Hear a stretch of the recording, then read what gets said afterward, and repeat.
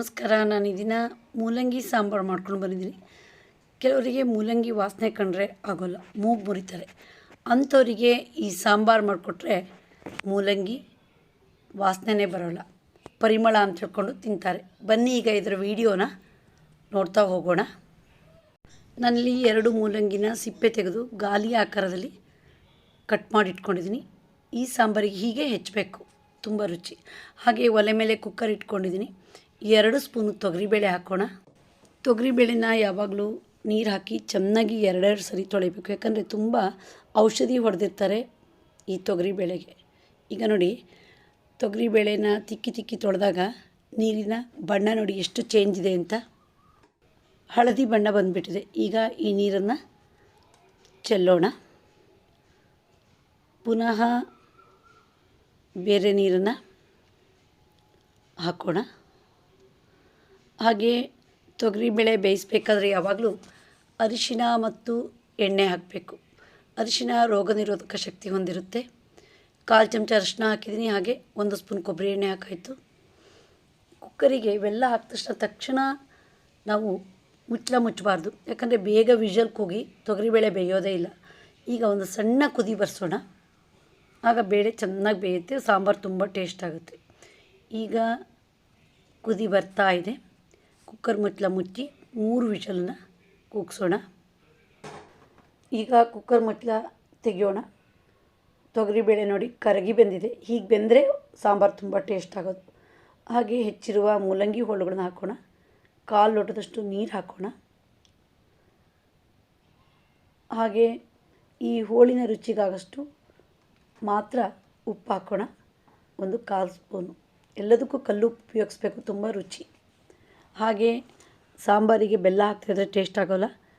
1/4 ಸ್ಪೂನಷ್ಟು ಬೆಲ್ಲ ಹಾಕೋಣ. ಹೋಳುಗಳನ್ನ ತುಂಬ ಬೇಯಿಸಬಾರ್ದು, 1 ವಿಷಲ್ ಮಾತ್ರ ಕೂಗಿಸ್ಬೇಕು. ಸ್ವಲ್ಪ ಗಟ್ಟಿ ಇರಬೇಕು ಹೋಳು, ಆವಾಗ ಸಾಂಬಾರು ರುಚಿ. ಈಗ ಕುಕ್ಕರ್ ಮುಚ್ಚಾಯಿತು. ಸಾಂಬಾರಿಗೆ ಮಸಾಲೆ ರೆಡಿ ಮಾಡೋಣ. ಮಿಕ್ಸಿ ಜಾರ್ ತೊಗೊಂಡಿದ್ದೀನಿ.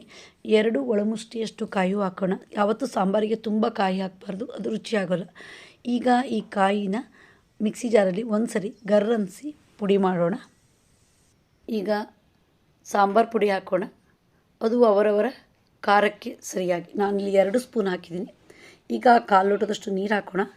ಹಾಗೆ ನಯಸ್ಸಾಗಿ ರುಬ್ಬೋಣ. ಈಗ ಮೂಲಂಗಿ ಸಾಂಬಾರಿಗೆ ಮಸಾಲೆ ರೆಡಿ ಆಯಿತು. ಒಲೆ ಮೇಲೆ ಒಂದು ಪಾತ್ರೆ ಇಟ್ಟಿದ್ದೀನಿ. 1 ಸ್ಪೂನಷ್ಟು ಕೊಬ್ಬರಿ ಎಣ್ಣೆ ಹಾಕೋಣ. ನಾನಿಲ್ಲಿ 1 ಈರುಳ್ಳಿ, 4 ಬೆಳ್ಳುಳ್ಳಿ ಹೆಸಳು, ಹಾಗೆ 1 ಟೊಮೊಟೊ ಹಣ್ಣನ್ನು ಹೆಚ್ಚಿಟ್ಕೊಂಡಿದ್ದೀನಿ. 4 ಕರಿಬೇವಿನ ಎಲೆ ಇದೆ. ಈ ಸಾಂಬಾರಿಗೆ ಬೆಳ್ಳುಳ್ಳಿ ಮತ್ತು ಈರುಳ್ಳಿ ಹಾಕೋದ್ರಿಂದ ಮೂಲಂಗಿಯ ವಾಸನೆ ಬರಲ್ಲ, ಅಂದರೆ ಕೆಲವರಿಗೆ ಮೂಲಂಗಿ ಇಷ್ಟ ಇಲ್ಲದಿದ್ದವರಿಗೆ. ಈಗ ನೋಡಿ, ಈರುಳ್ಳಿ ಕರಿಬೇವಿನ ಎಲೆ ಹಾಕಿದ್ದೀನಿ. ಸ್ವಲ್ಪ ಬಾಡಿಸೋಣ. ಈಗ ಈರುಳ್ಳಿ ಸ್ವಲ್ಪ ಬಾಡಿದೆ, ಅದ್ರ ಜೊತೆಗೆ ಹೆಚ್ಚಿರುವ ಟೊಮೊಟೊ ಹೋಳುಗಳನ್ನ ಹಾಕೋಣ. ಟೊಮೊಟೊ ಹೋಳುಗಳನ್ನ ಈರುಳ್ಳಿ ಜೊತೆ ಸ್ವಲ್ಪ ಬಾಡಿಸೋಣ. ಈಗ ರುಬ್ಬಿರುವ ಮಸಾಲೆ ಹಾಕೋಣ. 1/4 ಲೋಟದಷ್ಟು ನೀರನ್ನು ಹಾಕಿ ಈ ಮಸಾಲೆಗೆ ಸೇರಿಸೋಣ. ಮಸಾಲೆಯ ರುಚಿಗಾಗಷ್ಟು ಉಪ್ಪು ಹಾಕೋಣ. ಯಾವಾಗಲೂ ಕಲ್ಲುಪ್ಪು ಉಪಯೋಗಿಸ್ಬೇಕು, ಯಾವುದೇ ಅಡುಗೆನಾದ್ರೂ ತುಂಬ ರುಚಿ ಬರುತ್ತೆ. ಹುಳಿಗೆ ಹುಣಸೆಹಣ್ಣಿನ ರಸವನ್ನು ಹಾಕ್ಬೋದು. ನಾನಿಲ್ಲಿ ವಾಟೆ ಹುಳಿ ಪುಡಿ ಹಾಕ್ತೀನಿ, 1/4 ಸ್ಪೂನು. ಇದು ಸಾಮಾನ್ಯವಾಗಿ ಎಲ್ಲ ಕಡೆ ಮಾರ್ಕೆಟಲ್ಲಿ ಸಿಗುತ್ತೆ, ಆರೋಗ್ಯಕ್ಕೆ ಸಿಗೋದು ತುಂಬ ಒಳ್ಳೆಯದು. ಈಗ ಒಂದ್ಸರಿ ಚೆನ್ನಾಗಿ ಮಿಕ್ಸ್ ಮಾಡೋಣ. ಮಸಾಲೆ ಚೆನ್ನಾಗಿ ಬೆಂದಿದೆ. ಈಗ ಬೆಂದಿರುವ ತೊಗರಿಬೇಳೆ ಮತ್ತು ಹೋಳುಗಳನ್ನು ಈ ಮಸಾಲೆಗೆ ಸೇರಿಸೋಣ. 1/4 ಲೋಟದಷ್ಟು ನೀರನ್ನು ಈ ಸಾಂಬಾರಿಗೆ ಹಾಕೋಣ. ಈಗ ಒಂದು ಸರಿ ಚೆನ್ನಾಗಿ ಮಿಕ್ಸ್ ಮಾಡೋಣ. ಈಗ ಕುದಿಯೋಕ್ಕೆ ಬಿಡೋಣ. ಸಾಂಬಾರು ಹೆಚ್ಚಿನವರು ಮಾಡೋದು ಹೇಗೆ ಅಂದರೆ, ತೊಗರಿಬೇಳೆ ಮತ್ತು ಹೋಳು ಬೆಂದ ಮೇಲೆ ಮಸಾಲೆನ ಹಾಕ್ತಾರೆ. ಆದರೆ ಮಸಾಲೆನ ಹೀಗೆ ಕುದಿಸಿ ಹಾಕೋದ್ರಿಂದ ಸಾಂಬಾರಿನ ರುಚಿ ಇನ್ನಷ್ಟು ಹೆಚ್ಚುತ್ತೆ. ಈಗ ಸಾಂಬಾರು ಕುದ್ದಾಯಿತು. ಕೊತ್ತಂಬರಿ ಸೊಪ್ಪನ್ನು ಹಾಕೋಣ.